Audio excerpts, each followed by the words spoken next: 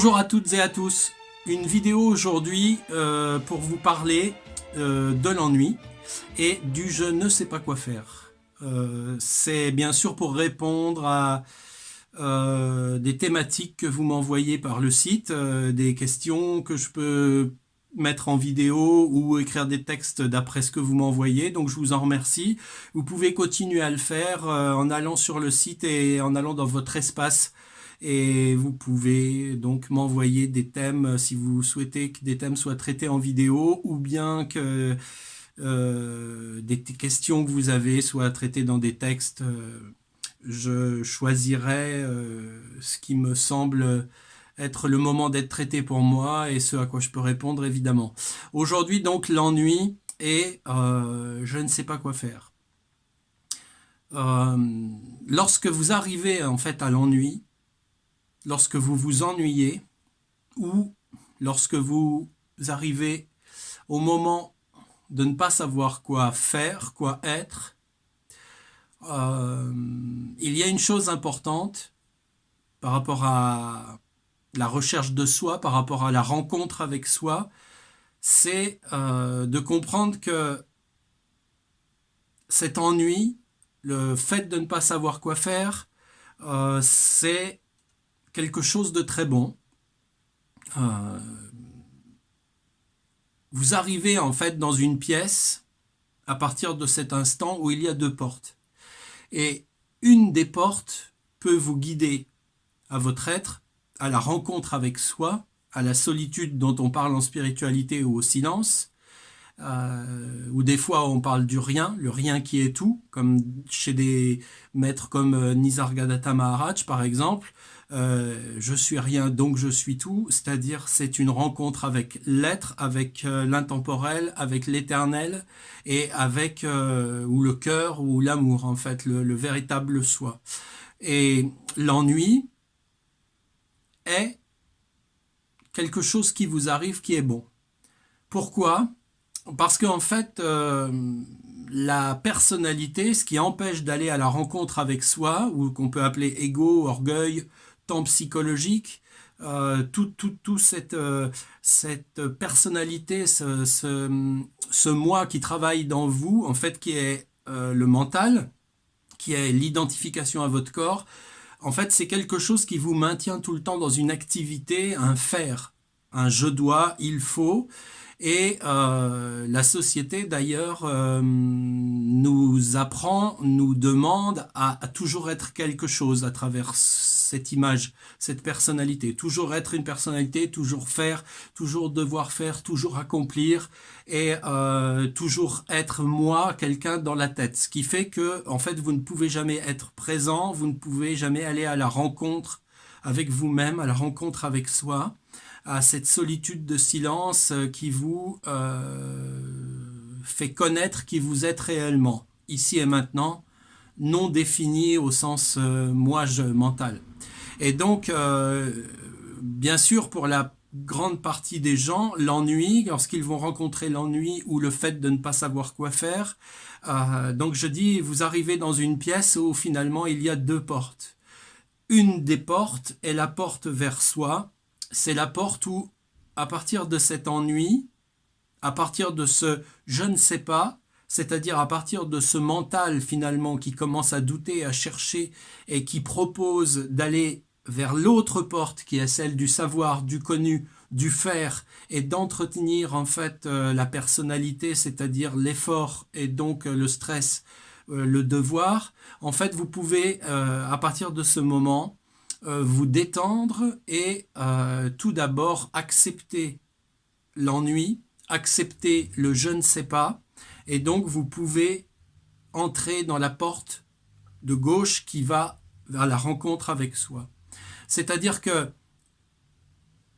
au lieu d'aller à nouveau faire quelque chose qui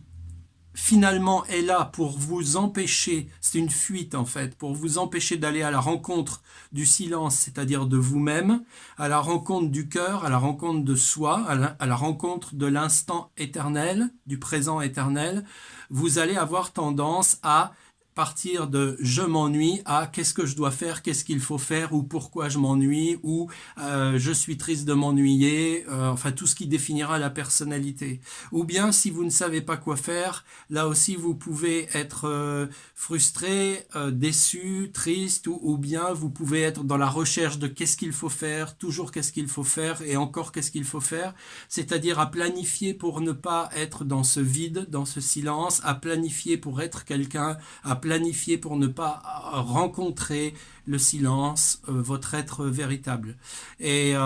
donc voilà pourquoi je dis c'est une chance en fait d'arriver déjà à l'ennui et à je ne sais pas parce que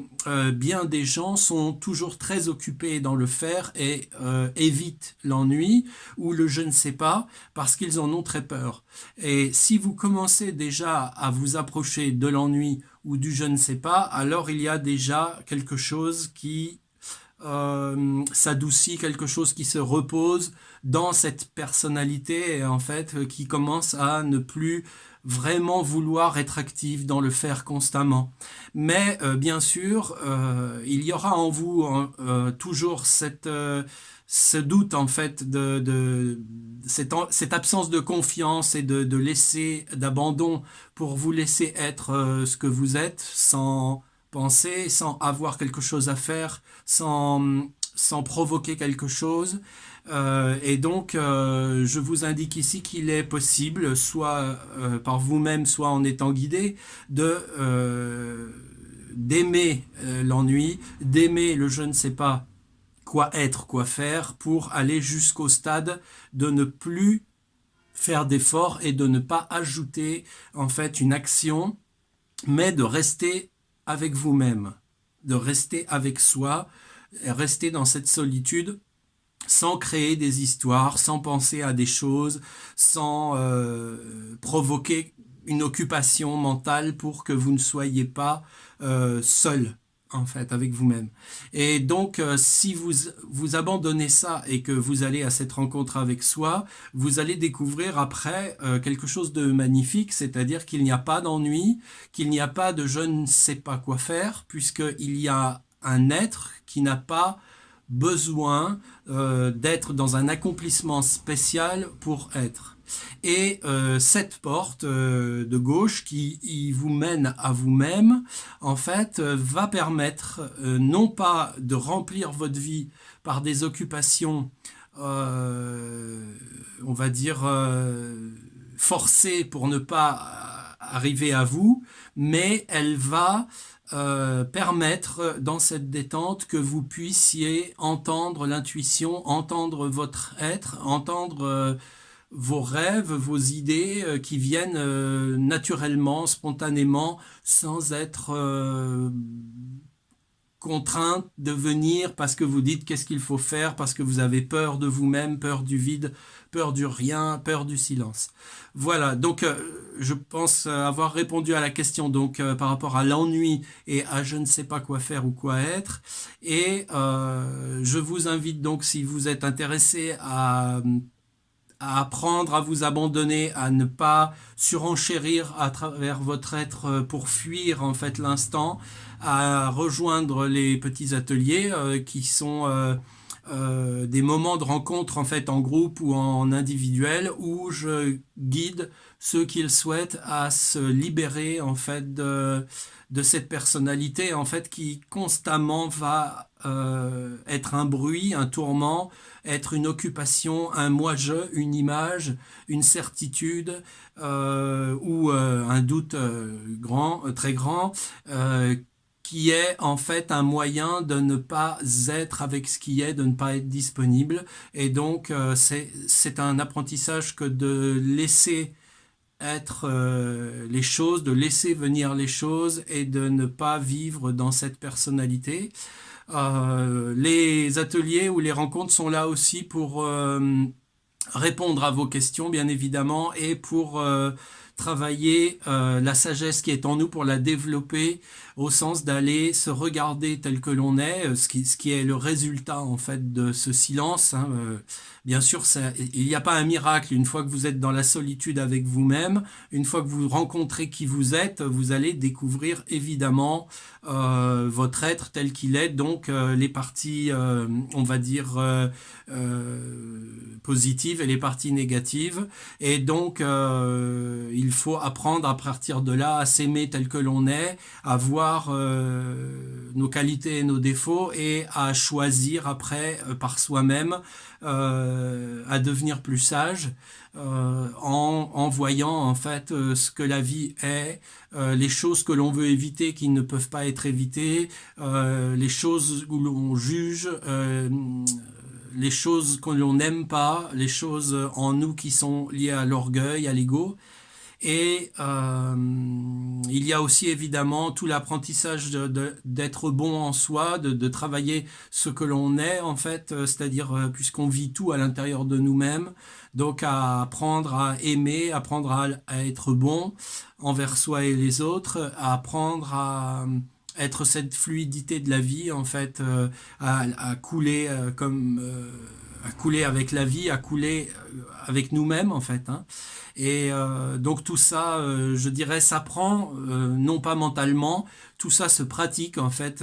par une expérience concrète, mais la première chose, et c'est pour ça que cette vidéo est importante, c'est de pouvoir tout d'abord réaliser qu'il y a une personnalité qu'on n'est pas, qui est un stress et une course constante et un maintien d'une image de soi. Puis il y a la volonté en fait d'abandonner ce faux moi, donc d'aller au silence et de rencontrer son être, ses émotions, de rencontrer les émotions, c'est-à-dire d'avoir le recul, de voir, de regarder l'émotion, de vivre l'émotion, de vivre les pensées qu'on a, c'est-à-dire d'être conscient de ce que l'on pense et d'être conscient des autres, d'être conscient du monde et donc d'être dans la réalité présente des choses qui s'offrent à nous instant après instant et de voir très clairement notre attitude dans l'instant pour, si on le souhaite, changer des choses pour devenir plus sage, plus présent et plus aimant. Voilà pour cette question que vous m'aviez envoyée. Je traiterai d'autres vidéos. N'hésitez pas donc à poser d'autres questions en passant par le site, à venir aux ateliers si vous le souhaitez, avec des questions avec lesquelles on passera un moment à échanger et à répondre, que ce soit donc en groupe, en individuel, à distance par Skype ou sur place en Bourgogne. Je vous dis à bientôt. Merci beaucoup. Au revoir.